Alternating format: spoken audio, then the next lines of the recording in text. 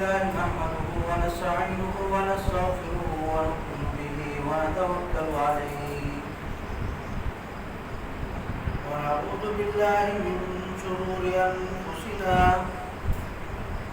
من يهده الله فلا مضل له ومن يضلله فلا هادي له وأشهد أن لا إله إلا الله وحده لا شريك له وأشهد أن سيدنا وسندنا ومولانا محمدا عبده ورسوله أما بعد فأعوذ بالله من الشيطان الرجيم بسم الله الرحمن الرحيم فلما بلغ معه السعي قال يا بني إني أرى في المنام أني أذبحك فانظر ماذا ترى قال يا أبت افعل ما تؤمر ستجدني إن شاء الله من الصابرين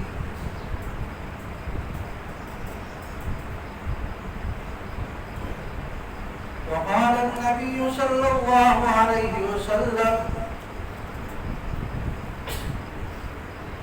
من وجد سعة أن يضحي فلم يضحي فلا يقربن مصلانا أو كما قال عليه الصلاة والسلام صدق الله العظيم وصدق رسوله النبي الكريم ونحن على ذلك لمن الشاهدين والشاكرين والحمد لله رب العالمين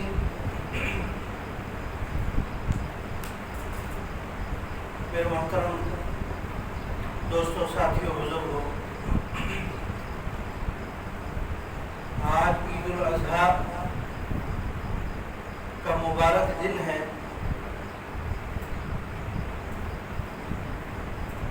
جس کی ابتدا ہم نے فجر کی نماز سے کی اور اب عید کی نماز کے لیے مسجد میں حاضر ہوئے۔ اس کے بعد ایک عظیم فریضے کی طرف متوجہ ہونا ہے۔ عید الاضحیٰ کے دن سب سے زیادہ محبوب عمل اور پسندیدہ عمل وہ اضحیہ ہے، یعنی جانور کا قربان کرنا، خون بہانا سب سے زیادہ پسندیدہ عمل یہی ہے۔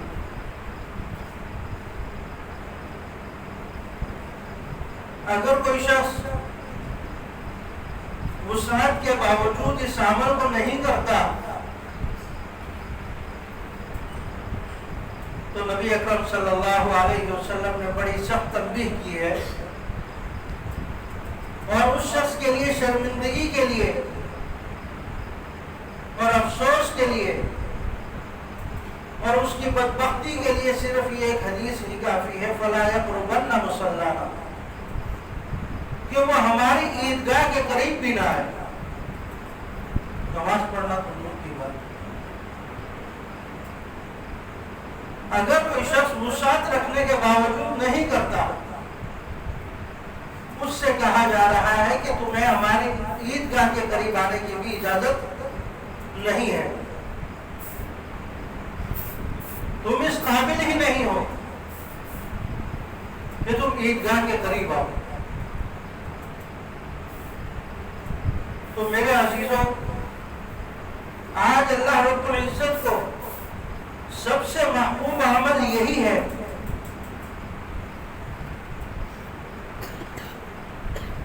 کہ جانوروں کا خون بہایا جائے۔ اچھا دیکھیں، جانوروں سے خون بہانے کے بعد مقصود گوشت نہیں ہے،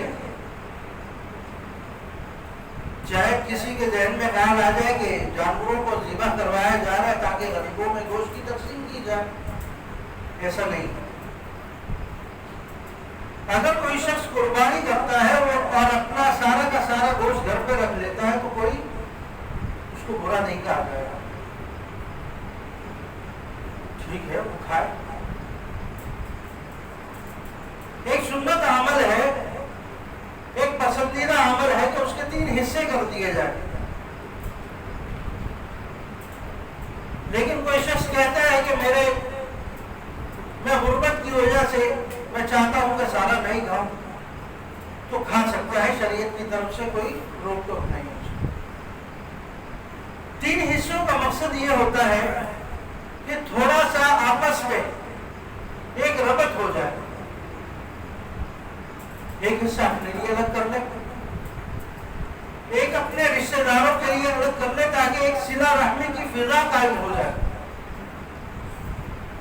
جیسے عموماً عید الفطر کے روز بھی لوگ کوئی شیرنی یا سوئیاں تقسیم کرتے ہیں، تاکہ کیا ہے محبت بڑھے، لینے دینے کا ایک تعلق باقی رہے۔ تو اس نیت سے اگر کوئی کر رہا ہے بہت اچھی بات ہے، کرنا چاہیے۔ اور ایک تیسرا حصہ اپنے غریب مساکین وغیرہ جو قریب کے ہیں ان کو دیا جائے۔ تو اس طرح تقسیم کی جائے گوشت کی،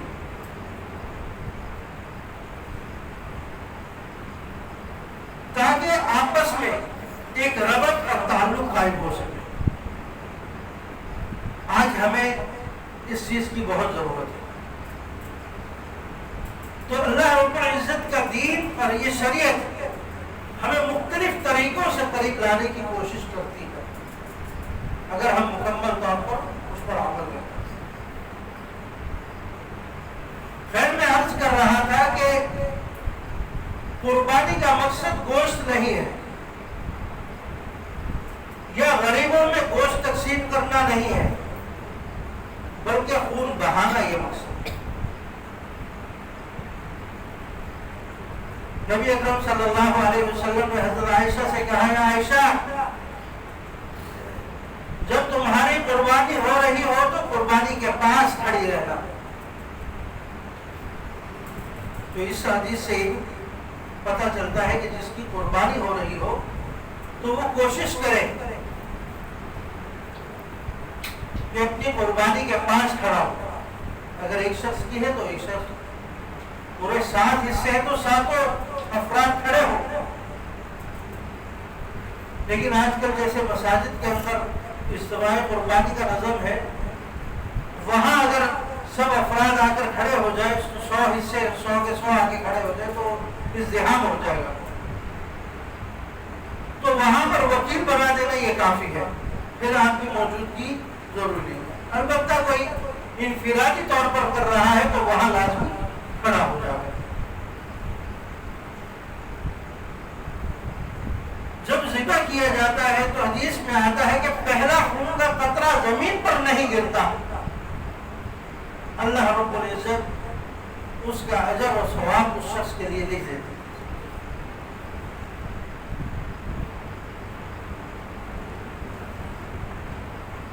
اس کے لیے مغفرت کا سبب بن جاتی ہے قربانی، اور ایسی مغفرت کا سبب کہ جس وقت آدمی کے اپنے اعمال اس کا ساتھ نہیں دیں گے تو اس وقت یہ قربانیاں آپ کا ساتھ دیں گی۔ پل صراط کتنا خطرناک رستہ ہے، کہا جاتا ہے بال سے زیادہ باریک، تلوار سے زیادہ تیز، اس پر سے مجھے اور آپ کو گزارا جائے گا۔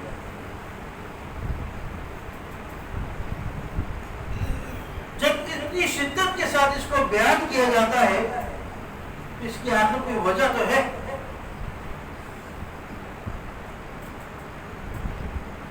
آپ کو توجہ دلانے کے لیے کہ اس سفر کی تیاری ابھی سے کر لو، وہاں پر اس کو صراط پر پھر اس طرح کی یہ قربانی آپ کے کام ہے۔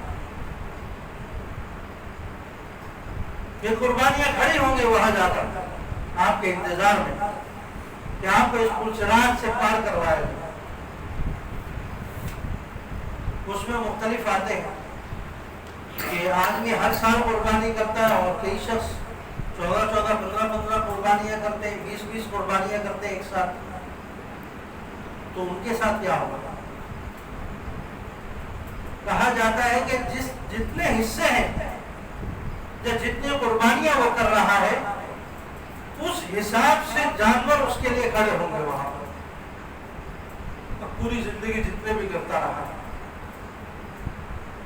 تو ایک لاؤ لشکر کی طرح وہ پل صراط پار کرے گا.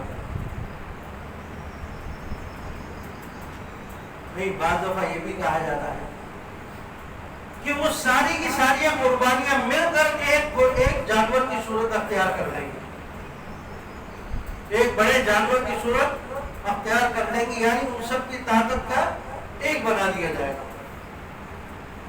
اس پر یہ جنتی بیٹھ کر پل صراط میں پار کرنا. حیات المسلمین کے اندر ایک واقعہ لکھا ہے ایک شخص کے حوالے سے کہ اس کا نظریہ یہی تھا کہ جانور ذبح کرنے کا مقصد یہی ہے کہ گوشت تقسیم کرنا غریبوں میں. اب دیکھیں, اگر کوئی شخص آج کے دن کوئی جانور خریدتا ہے یقیناً بہت مہنگا ہے, اس کے لیے قربانی کرنا مشقت سے کم نہیں ہے. قربانی نام ہی قربانی کا ہے, لیکن یہی جانور وہ عام دنوں میں لے لے تو بہت کم رقم میں مل جائے گا اسے.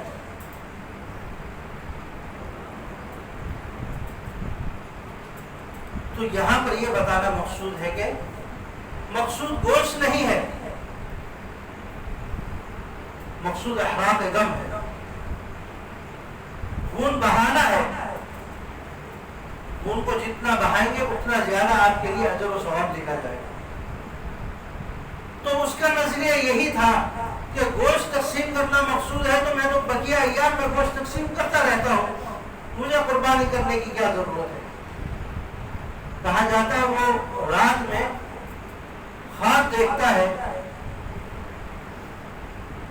کہ سامنے صراط مستقیم ہے اور سب کی سواریاں جا رہی ہیں اور یہ کھڑا دیکھ رہا ہے. اس کے ساتھ یہ لوگ کھڑے ہیں اور ان کی سواری آتی ہے, اس پر بیٹھتے اور پل صراط پار کر کے گزر جاتے. یہ وہاں پہ کھڑا پریشان کہ میرے لیے کیسے سواری کا انتظام ہوگا. جب اس کے دل میں یہ خیال آیا کہ میرے لیے کب آئے گا, تو غیب سے آواز آئی کہ تم قربانی کرو گے تو تمہارے لیے سواری کا انتظام ہوگا.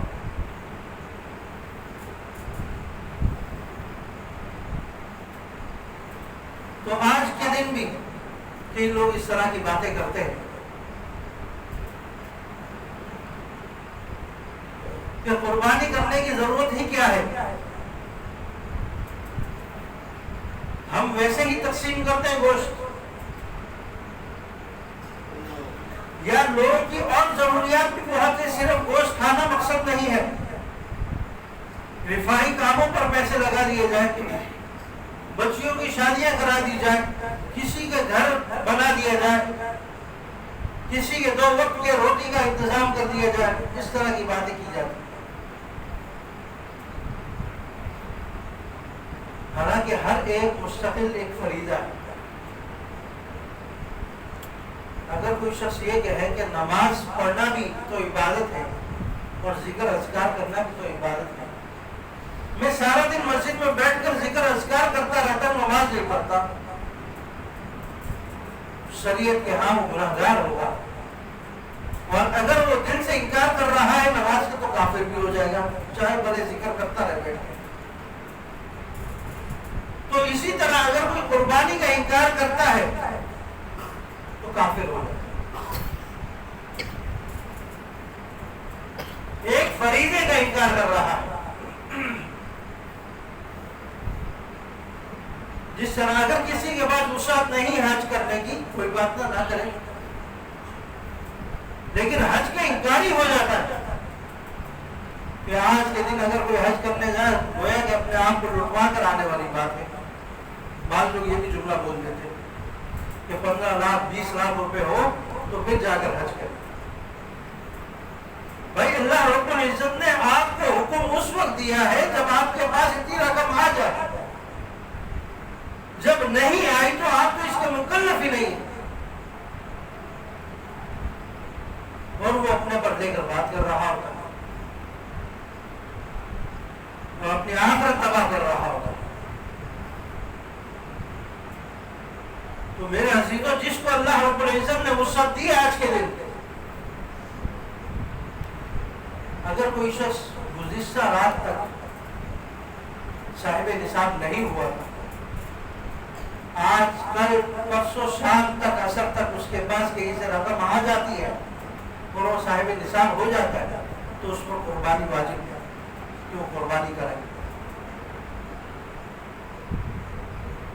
بس ہمارے لوگ اس چیز کو بھول جاتے کہ پہلے انتظام نہیں کر سکا تو اب میرے پر ہے بھی نہیں، عین وقت پر کہیں سے آ جاتے اور اس پر یہ واجب لاگو ہو جاتا ہے، لیکن وہ غافل ہوتا ہے اس سے۔ تو نبی اکرم صلی اللہ علیہ وسلم کی حدیث میں نے آپ کے سامنے رکھی، فلا یحضر مصلانا، تو ایسا شخص ہمارے عیدگاہ میں حاضر نہ ہو۔ تو اگر کوئی شخص آ چکا ہے عید کی نماز کے لیے، تیاری کر کے آ گیا ہے، عام مسلمانوں کی طرح وہ بھی شریک ہو گیا ہے، جس طرح باقی لوگ اپنی قربانیاں کر رہے ہیں تو وہ بھی شامل ہو گیا، لیکن اس پر واجب ہے، اس نے ابھی تک انتظام نہیں کیا، تو 3 دن ہے ابھی اس کے پاس، ابھی اس کے پاس وقت ہے اپنے آپ کو اس عظیم فریضے سے سبک دوش نہ کرے، اپنے کو الگ نہ سمجھے اس سے، بلکہ اس کا اہتمام کرے۔ یہ وہ سواریاں ہیں جو تمہیں پلسرات پر کام آئیں گی، یہ وہ سواریاں ہیں جو تمہیں جنت تک لے کر جائیں گی، یہ وہ سواریاں ہیں جو تمہارے لیے پورے سال کے رزق کا انتظام کر دیں گے۔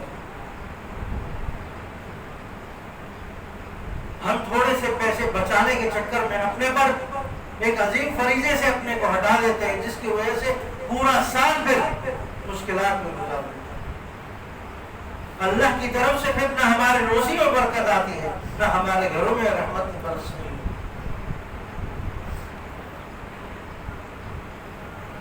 جب اللہ کے راستے میں دینا شروع کریں گے تو جس رفتار سے دے رہے ہوں گے اس کی ڈبل رفتار سے آ رہا ہوگا۔ یہ آزما کر دیکھیں۔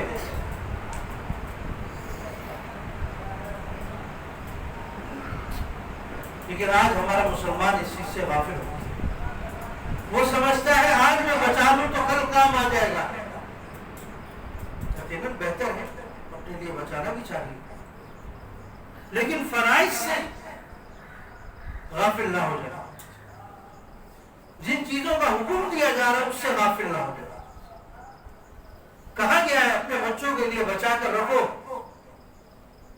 اسی وجہ سے ہمیں اپنا سارا مال صدقہ کرنے کی بھی اجازت نہیں ہوتی کہ یہ بچوں کا حق ہے، ان کو ملنا چاہیے۔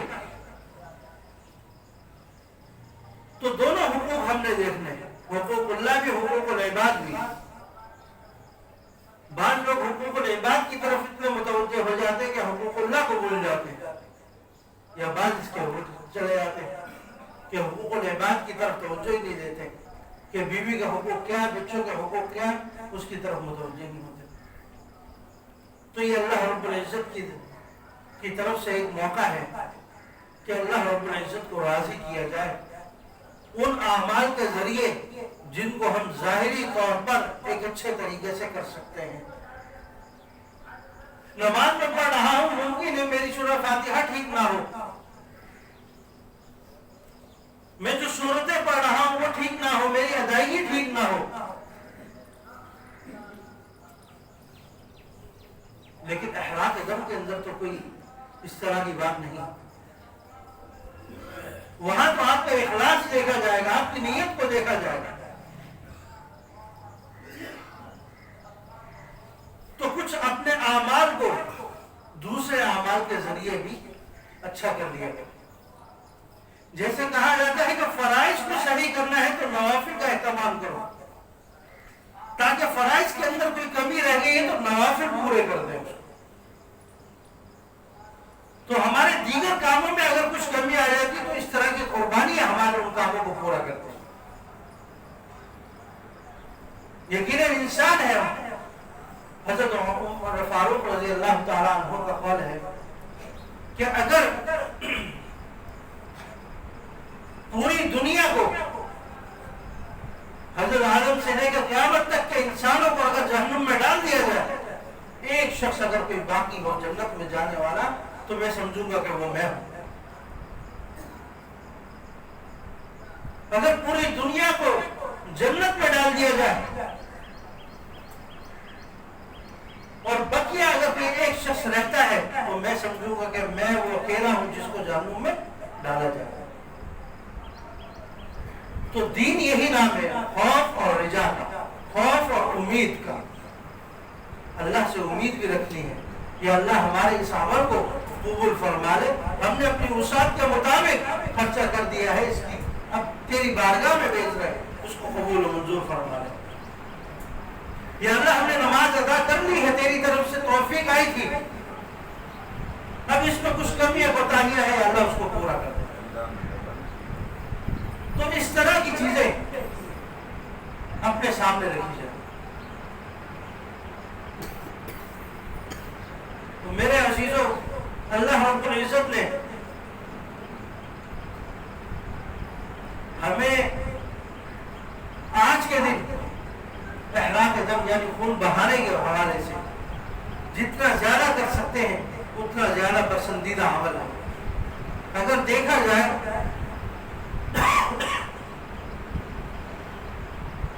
تو ہم اپنے دیگر کاموں میں ایک شان اور شوکت کے ساتھ کر رہے ہوتے ہیں, لیکن قربانی کا معاملہ آ جائے تو کہہ دیتے ہیں کہ ایک حصہ مسجد میں رکھ دیا جائے, اور اپنے آپ کو سمجھتے ہیں کہ ہم نے یہ فریضہ ادا کرنا. حالانکہ وہ حصہ صرف ایک خاص قربانی کی نیت نہیں ہوتی. وہ یہ ہے کہ ایک ماحول بنا ہوا ہے, چلو ہمارا حصہ بھی ہو جائے گا, لوگ کوئی ہمیں یہ نہیں کہے گا کہ آپ نے قربانی نہیں. تو میرے عزیزوں, اس طرح کی نیت سے بھی قربانی نہ کرے تو بہتر. لوگوں کو دکھانا مقصود نہ ہو. بڑے سے بڑے جانوروں کا فیشن چل رہا ہے, اپنے مقابل کا جانور نہ لے کر آئے, اس کے علاوہ بھلے آپ 1 کروڑ کا جانور لے کے آ جائے, شریعت میں کوئی قباحت نہیں. لیکن جب کہیں مقابل آ گیا, وہاں پھر آپ کا اخلاص ختم ہوگا, وہاں آپ کی نیت کے اندر پھر شبہات آ جائیں گے. تو اپنے عمل کو خراب نہ کریں, دوسروں کو دکھانے کے چکر میں اپنے عمل کو خراب نہ کریں. بہرحال اللہ رب العزت ہماری قربانیوں کو قبول و منظور فرمائے. ہم جس نیت کے ساتھ آج مسجد میں حاضر ہوئے ہیں اور اس کے بعد اپنی قربانیاں کریں گے, تو اللہ رب العزت ان کے خون کا قطرہ گرنے سے پہلے ہمارے حق میں قبول و منظور فرما دے, اور اس کی وجہ سے ہمارے پورے سال کے رزق کا انتظام فرما دے. آپ کی مسجد ہے, ساتھ میں مدرسہ ہے, تو یہاں پر اہتمام کیا جاتا ہے, قربانی کی کھالوں کا بھی انتظام ہے. تو اہل علاقہ سے پرزور اپیل کی جاتی ہے کہ اپنی قربانی کی کھالیں یا تو مسجد میں پہنچا دی جائے, یا یہاں کسی کو اطلاع کر دی جائے, وہ آپ کے پاس سے جا کر اٹھا لیں. آپ اس مسجد میں نماز پڑھتے ہیں, مسجد میں آتے ہیں, تو اس کے اطراف میں رہنے والوں کی جو ضروریات ہے اس کا انتظام بھی آپ پر ہے. تو مسجد مدرسے کا ماحول ہے، تعمیرات کا کام جاری ہے، تو اس میں بڑھ چڑھ کر حصہ لیا کریں. اور یہ بہترین وقت ہوتا ہے کہ کچھ کھالوں کی مد میں رقم مل جاتی ہے جس کی وجہ سے ہم اپنا کچھ مہینوں کا گزر بسر آسانی سے کر لیتے ہیں. تو آپ تمام احباب سے گزارش ہے کہ لازمی اپنی قربانی کی کھالوں کا یہاں پر جمع کروائی جائے. عید کی نماز کا طریقہ بیان کرتا ہوں. دیگر نمازوں کی طرح یہ بھی ایک نماز ہے، البتہ 6 زائد تکبیریں ہوتی ہیں، اس کے علاوہ کوئی فرق نہیں ہے. شروع میں تکبیر تحریمہ کہی جاتی ہے، امام کے ساتھ اللہ اکبر کہیں گے اور ہاتھ باندھ لیں گے. ثنا پڑھی جائے گی. ثنا کے بعد امام اللہ اکبر کہے گا، ہاتھ چھوڑ دیں گے، تکبیر کے لیے ہاتھ اٹھا لیں گے اور کانوں تک ہاتھ اٹھا کر چھوڑ دیں گے. دوبارہ اللہ اکبر کہا جائے گا، پھر ہاتھ چھوڑ دیں گے. تیسری مرتبہ دوبارہ اللہ اکبر کہا جائے گا تو ہاتھ باندھ لیں گے. سورہ فاتحہ پڑھی جائے گی، ساتھ میں کچھ سورت ملائی جائے گی اور بقیہ نماز ان کو سجدہ پورا کیا جائے گا. دوسری رکعت کے لیے کھڑے ہوں گے. دوسری رکعت میں پہلے سورہ فاتحہ پڑھی جائے گی، پھر سورت کا اہتمام ہوگا. رکوع میں جانے سے پہلے پھر 3 تکبیریں کہی جائیں گی. پہلی تکبیر کہی جائے گی، ہاتھ چھوڑ دیں گے. دوسری تکبیر کہی جائے گی، پھر ہاتھ چھوڑ دیں گے. تیسری تکبیر کہی جائے گی، پھر ہاتھ چھوڑ دیں گے. اور چوتھی تکبیر کہی جائے گی، رکوع میں چلے جائے گی. اس طریقے سے بقیہ نماز پوری کرے. تو عید کی نماز کے اندر یہ 6 تکبیرات کی وجہ سے تھوڑا اضافہ ہو جاتا ہے اور پورے سال میں اس کا اہتمام نہیں کیا جاتا. تو ضرورت تھی کہ آپ حضرات کے سامنے اس کو کیا. صفحہ درست فرما لیں، نماز شروع کرتے ہیں.